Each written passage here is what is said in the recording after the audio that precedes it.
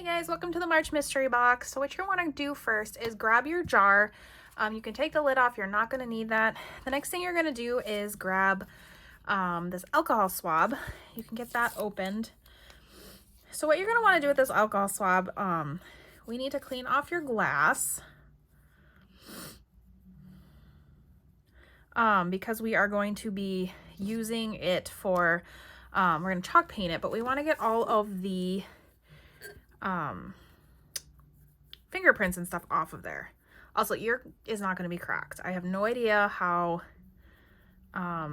this jar got cracked. I bought it at Hobby Lobby last week, and I just literally sat down to do this video with you guys and noticed my jar is cracked. I have no idea how that happened. Anyways, you want to make sure you go over all of it. And then probably the hardest part is going to be once you get done, make sure setting it down without touching it. So what this is doing, this is getting all of the oils from your fingers off of your jar. So when you do this, you're going to want to try to keep your paws off of your jar when you're painting it. So I know it's going to be a little bit easier said than done. So do your best. If you're not perfect, that is okay. This is just going to give your glass the best adhering that you can when you start to paint it. So then what you're going to do is you're going to start with your first coat. So this is going to be a multi-day project, guys, because I want you guys to wait a full 24 hours at least in between your coats of chalk paint.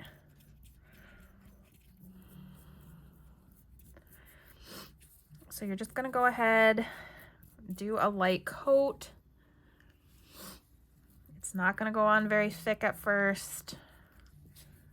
That's what your other coats are for.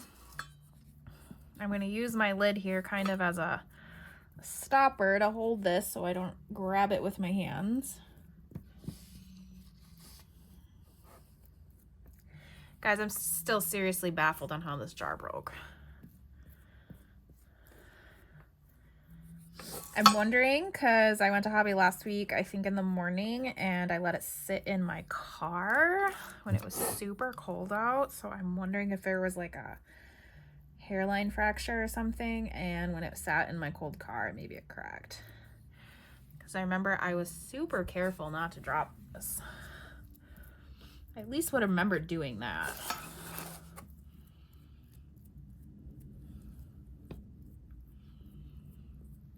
So hopefully yours isn't cracked and you get it. Accidents, crazy things do happen with the cold. So if you ever do get a workshop from me and something in there is broken or not up to par, just let me know. I will always make it right, especially with shipping. Who knows with shipping? The shipping world is a crazy place.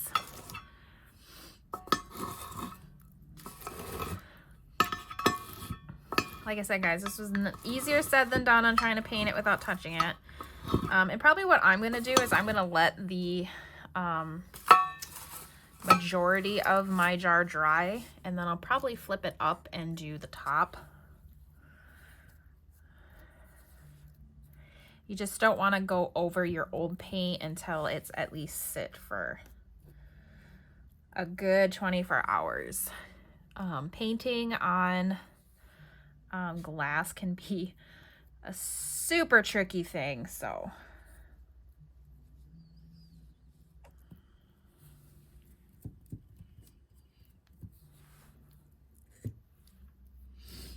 and guys, you should see how many jars I have laying around in here that I have like practiced painting on,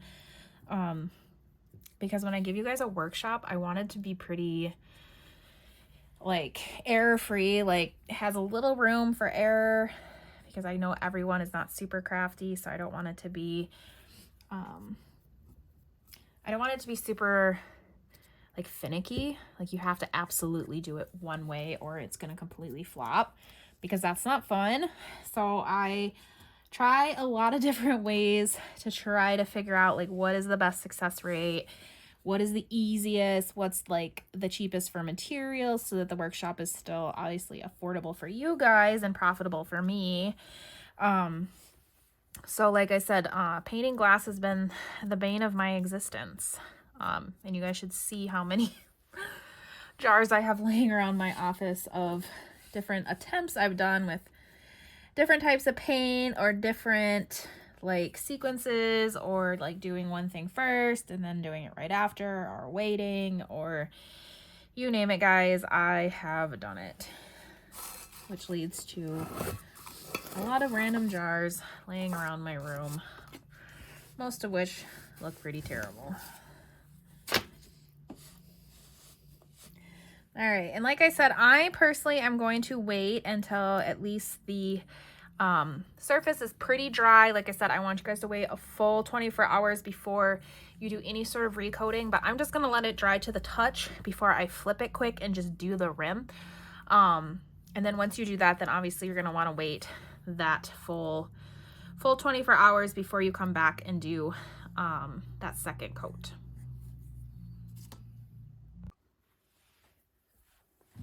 All right, so once you've got your jar all painted, so I did 3 coats. You should have plenty of paint to do 3 coats.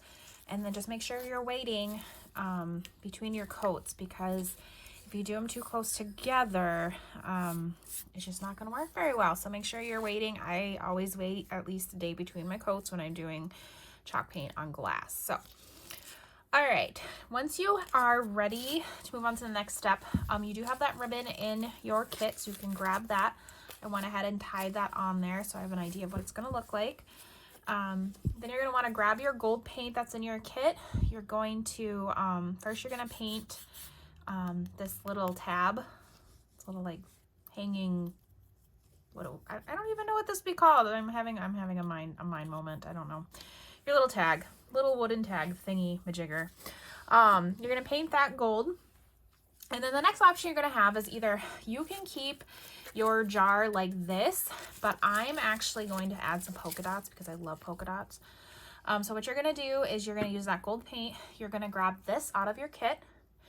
You're going to get it with paint on the end. Like that. And then you just dab it on. Actually need some more paint here. And then like I said, if you want to just leave yours green, you do not have to do this part. This is completely optional. Completely up to you. I just want a couple little dots. So you can just go around, put your little dots on.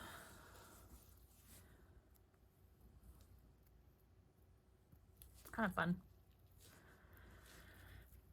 All right.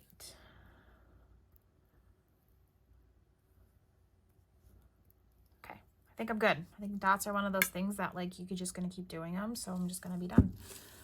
All right, so I'm gonna let those dry. Then what you're gonna do is you're gonna take this. You're gonna wait for this to be dry, obviously. You're gonna grab your vinyl. You can go ahead and peel your vinyl off. You're going to go ahead and lay it down on your little tag. That's the word I was looking for.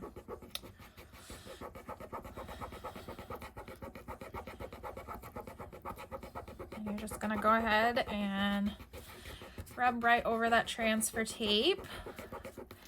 When it's ready to go, you'll just slowly peel that right off of there. Then you can go ahead and just trash that. And then this is actually going to get, I don't think my dots are dry yet, but I can show you guys. You're going to actually take this and you're going to string it onto your ribbon. It's got that nice little hole in it.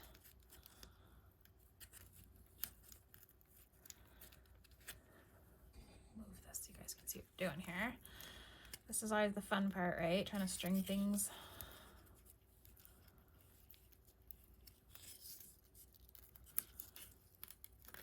There we go. So just string it right on there. And then you can go ahead and finish off your bow if that's what you're going for, if you just want to tie it. If you've done these workshops with me before, you know that I am no bow expert by any stretch of the imagination.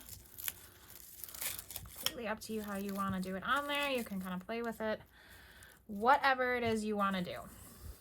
So you can get that on there. And then lastly, what you're going to do is you're going to grab your flowers, your beautiful little sunflowers, your little pot of gold.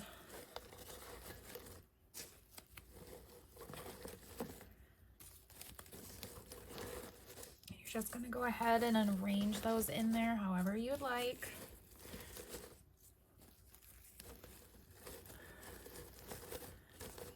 All right, and there you go. It's kind of hard to show you sideways here, guys. Ta-da! So make sure you jump on Facebook, take pictures, show me how your little pot of gold turned out.